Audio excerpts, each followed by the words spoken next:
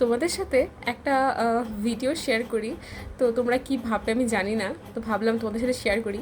তো এই দেখো, এই বোতলটা দেখতেই পাচ্ছ, এটা একটা ওষুধ আর কি, হোমিওপ্যাথি ওষুধ, যেটা আমি কন্টিনিউ করছি, খাচ্ছি আর কি। তো এইগুলো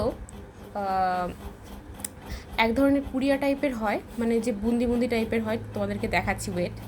এই যে এরকম ওষুধও তোমরা অনেকেই খাও, হোমিওপ্যাথি ওষুধগুলো দেখো ভিতরে লিকুইড যেগুলো আছে, লিকুইডগুলো কিন্তু অনেক সময় পড়ে যায়।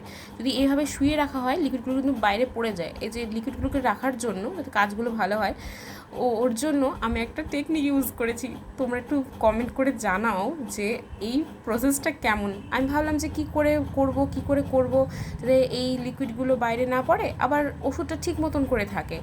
তো খুঁজে পাচ্ছিলাম না। দেন এই ওয়াল টেপ তো তোমরা সবাই চেনো, এই ওয়াল টেপটা দিয়ে, হ্যাঁ আমি ওয়ালে চিপকাইনি, কি করেছি তোমাদেরকে দেখাচ্ছি, জাস্ট দেখো তোমরা। এইভাবে ওষুধটা নিয়ে ওয়াল টেপের মধ্যে এইভাবে সাটিয়ে দিয়েছি। জাস্ট দেখো এবার ওষুধগুলোকে এইভাবে, এগুলো প্রত্যেকটাকে এইভাবে লাগিয়ে রেখেছি। এটা কিন্তু যখন আমি এই সেলো টেপটাকে মানে ওয়াল টেপটাকে ওঠাবো, তখন কিন্তু এগুলো নষ্ট হবে না, কাঠ যেহেতু, ওটা ওয়াল হলে সমস্যা ছিল। তো দেখো এইভাবে রেখেছি যাতে লিকুইডগুলো নিচে না পড়ে, ওষুধগুলো সুরক্ষিত থাকে। তো এই আইডিয়াটা আমার কেমন লেগেছে তোমাদের, তোমরা কিন্তু অবশ্যই কমেন্ট করে জানাবে।